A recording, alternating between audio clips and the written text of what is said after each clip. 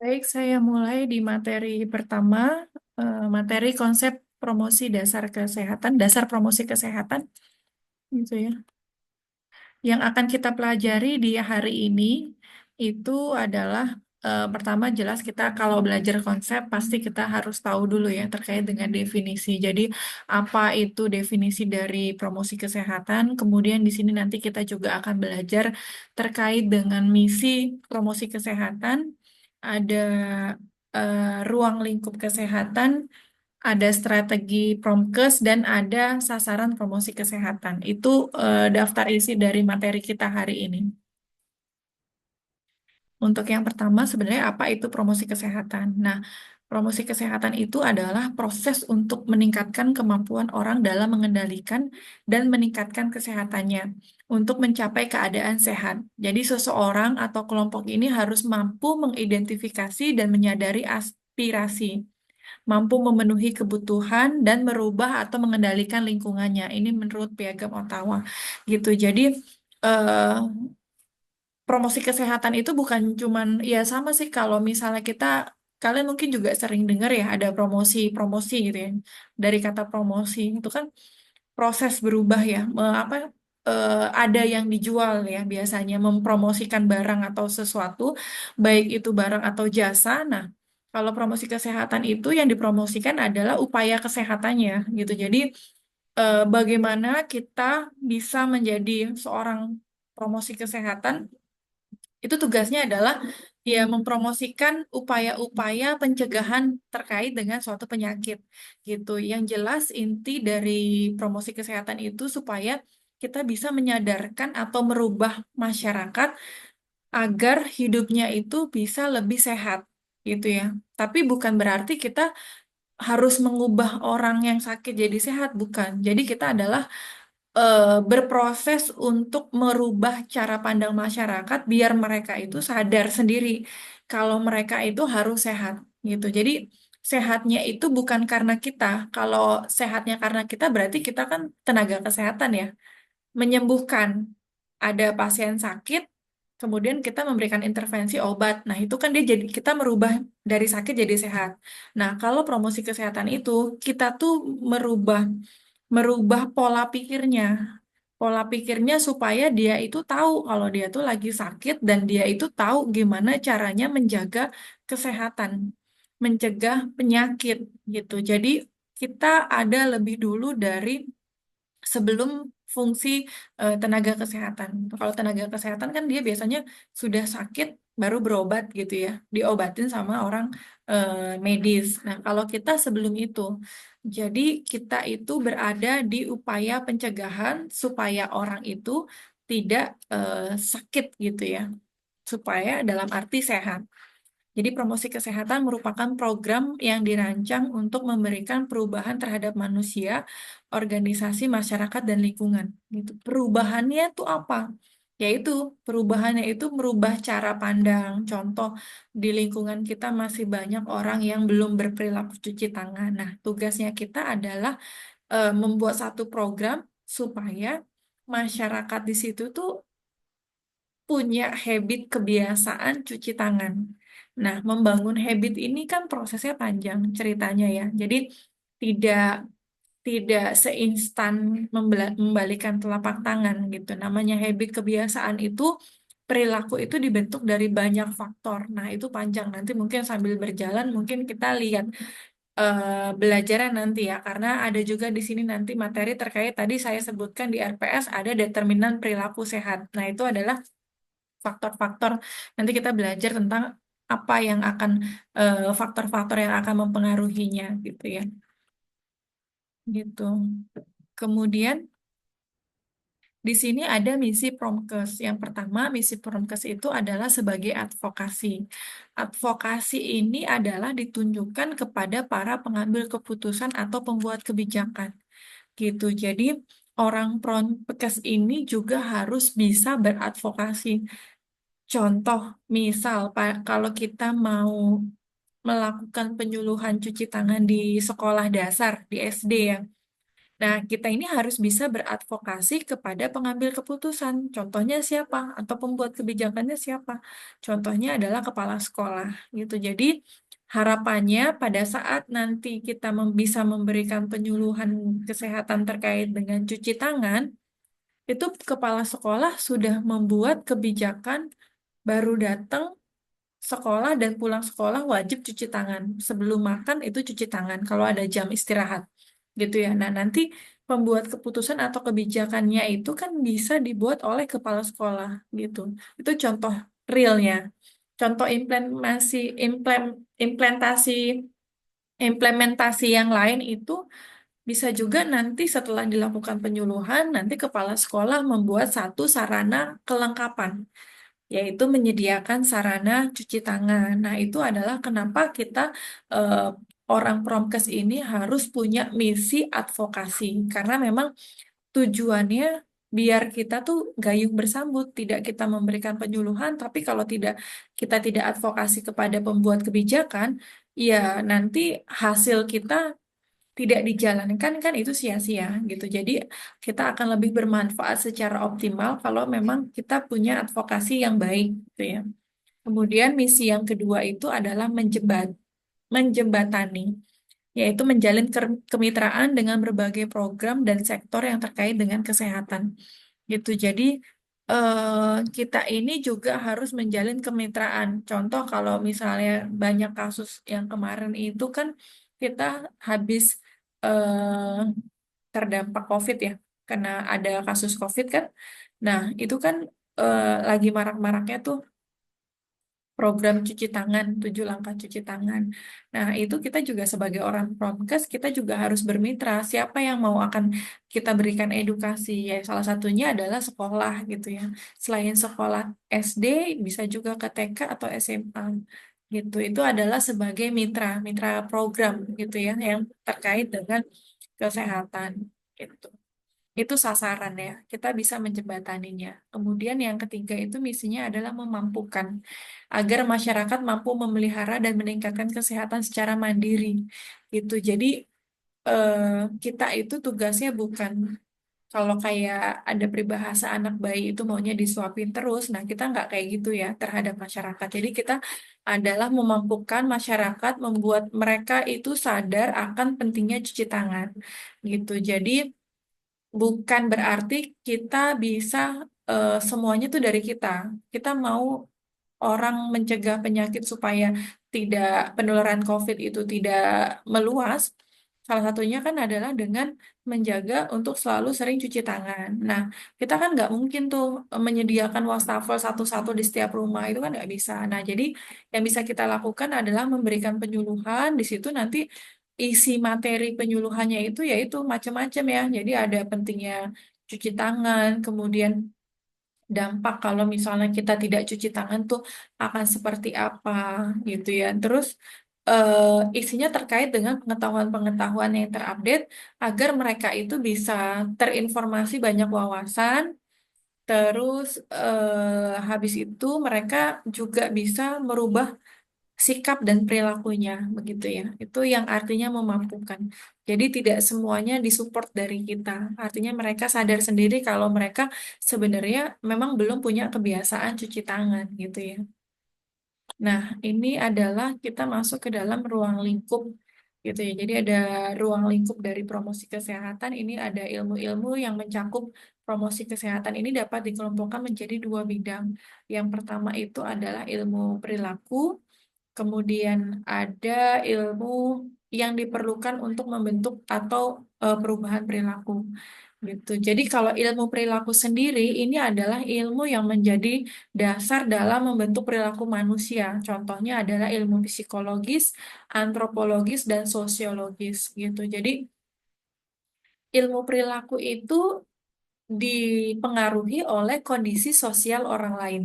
Kondisi sosial, psikologi, dan antropologi setiap manusia. Jadi, setiap manusia punya psikologis yang berbeda-beda. Setiap manusia punya antropologis yang berbeda-beda. Gitu, antropologis dan sosiologis itu letak ya.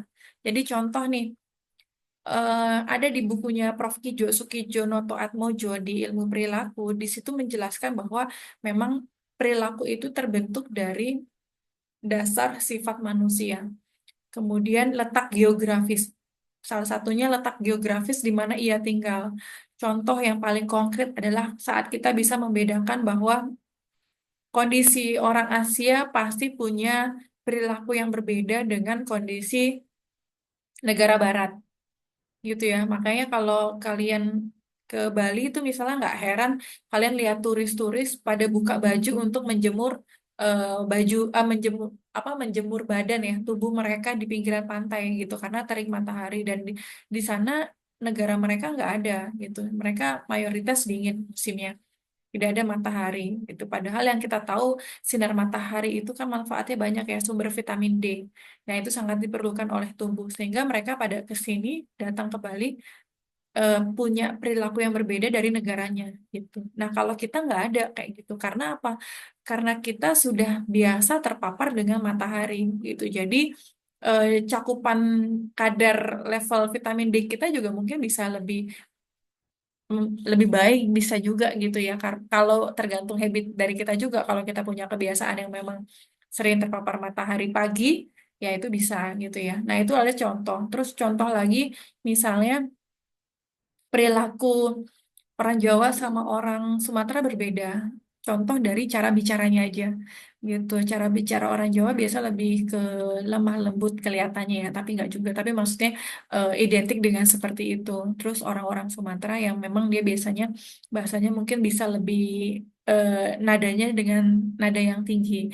Itu kan karena letak antropologi sosialnya ya. Jadi tetanggaannya itu dia jauh-jauh. Bisa juga kan karena jadinya teriak-teriak gitu ya. Sedangkan orang Jawa tuh penduduknya kan padat ya. Kalau bicara pelan aja juga sudah terdengar gitu. Nah, itu adalah salah satu contoh. Kemudian ilmu perilaku itu juga bisa dibentuk dari rumah. Letak denah rumah itu juga mempengaruhi kondisi perilaku sehat ya. Contoh, orang yang di rumahnya punya meja makan dengan orang yang di rumahnya tidak punya dengan ada ruang makan. Nah, itu pasti kebiasaan kebiasaan pola hidupnya juga pasti berbeda gitu ya. Terus ada lokasi tempat tinggal yang memang dia cuma punya satu kamar, jadi orang tua dengan anak jadi satu gitu. Itu juga akan pastinya berbeda dengan memang rumah yang punya kamar banyak gitu. Artinya antara orang tua dan anak bisa kamar gitu ya. Makanya kalau kalian pernah baca artikel, itu ada beberapa yang kasus di SMP itu eh, dia sudah pernah melakukan hubungan itu karena memang ya salah satu faktornya adalah lingkungan di rumah, dia melihat orang tuanya dan lain sebagainya. Nah, itu adalah contoh dari faktor-faktor ruang lingkup dari ilmu perilaku ini. Kemudian ilmu yang diperlukan untuk pembentukan dan perubahan perilaku adalah pendidikan, komunikasi, manajemen, dan kepemimpinan. Jadi ada yang menyebutkan bahwa semakin tinggi pendidikan, semakin baik perilakunya. Itu ada ya. Terus orang yang punya komunikasi yang baik, biasanya perilakunya juga baik gitu. Manajemen dan kepemimpinannya pun sama seperti itu gitu.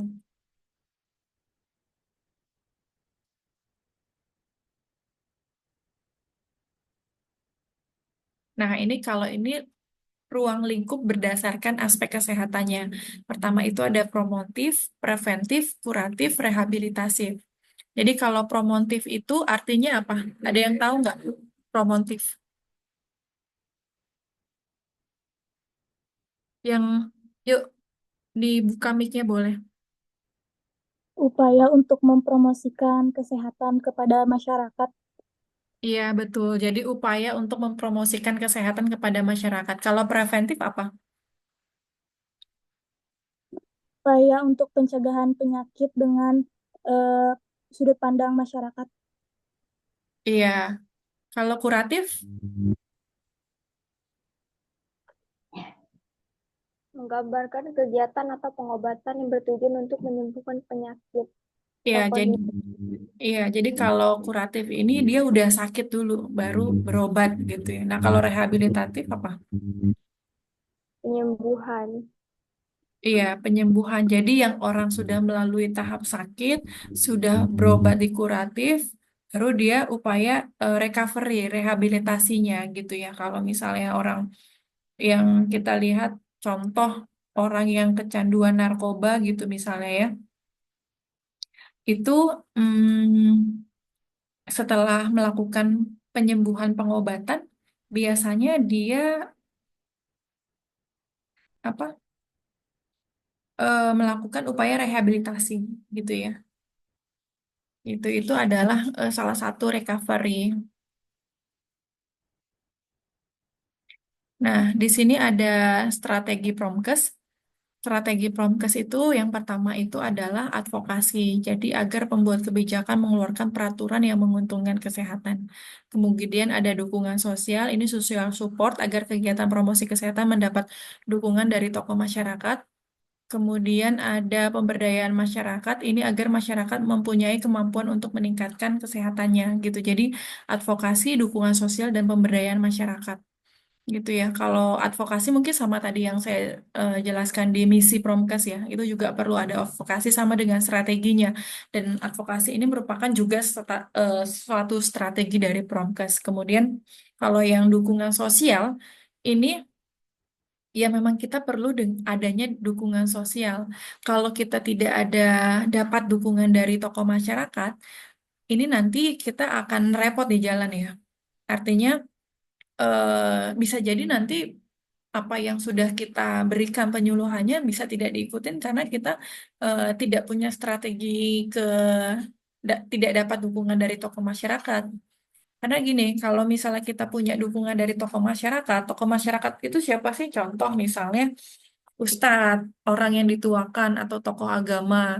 Nah, itu kalau kita bisa strategi ke sana, melakukan pendekatan pada mereka, itu nanti mereka akan lebih lebih mudah dipercaya gitu karena trustnya mereka itu ke masyarakat kan sudah sangat dekat ya dibanding kita. Kalau kita kan baru ya, kita misalnya orang yang baru dikenal, baru melangkah di lingkup itu, kita kan baru tahu tuh, baru kenal masyarakatnya. Pasti kan kita ini sebagai orang baru gitu. Nah, kalau tokoh tokoh masyarakat di sana kan pasti udah kenal duluan, udah lama, dan biasanya mereka diikuti gitu loh. Banyak followersnya ya, kalau kita bilang bahasa sekarang, banyak followersnya. Jadi, kalau kita mau memberikan penyuluhan, enaknya lewat Pak RT, Pak Ustadz, atau siapa guru ngaji di sana gitu. Karena mereka pasti sudah dipercaya duluan gitu, Kak.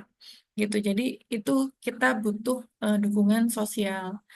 Kemudian pemberdayaan. Jadi agar masyarakat mempunyai kemampuan untuk meningkatkan kesehatannya. Gitu. Jadi diberdayakan masyarakatnya, jangan semuanya dari kita, semuanya kita informasikan tapi mereka tidak mau berubah gitu. Nah, eh, perubahan perilaku mereka itu ya atas dasar dari kita gitu ya. Ini ada strategi Promkes menurut Piagam Ottawa di 1986. Yang pertama adalah kebijakan berwawasan kesehatan, kemudian ada lingkungan yang mendukung, reorientasi pelayanan kesehatan, keterampilan individu, dan ada Germas, gerakan masyarakat. Kemudian ada sasaran Promkes, di sini ada sasaran primer, ini sesuai dengan misi pemberdayaan, misal kepala keluarga, ibu hamil, dan ibu menyusui, itu adalah sasaran primer, jadi langsung sasarannya, sesuai dengan misi pemberdayaannya. Ya, contohnya langsung ke keluarga. Kenapa kepala keluarga? Karena eh, pembentukan perilaku pertama itu memang di rumah, di keluarga. Jadi sasarannya di keluarga itu kan yang mengambil alih kendali pembuat kebijakan yang harus ditaati itu kan adalah kepala keluarga. Jadi sasaran kita adalah kepala keluarga. Kalau kita tidak menyasar kepala keluarga, kita hanya misal menyasar ke ibunya saja, tapi kepala keluarganya belum sefrekuensi dengan kita, artinya nanti ya pasti bakal susah untuk merubah sikap dan perilaku. Contoh ya, kasus PHBS, perilaku hidup bersih dan sehat, perilaku merokok contohnya. Ya kita sasarkan ya kepala keluarganya dulu gitu. Jangan kita sasarkan ke anak istrinya tidak boleh merokok, anaknya SMA merokok tidak boleh merokok, tapi kepala keluarganya masih merokok. Nah itu repot, itu susah gitu. Jadi memang alangkah lebih baik intinya dulu kita kasih ke sasaran kepala keluarganya, baru setelah itu eh, istri dan anaknya bisa mengikuti, lebih mudah mengikutinya. Kemudian sasaran yang lain adalah ibu hamil dan menyusui gitu ya. Ibu hamil dan menyusui, kenapa? Karena ya mereka itu melahirkan generasi penerus bangsa.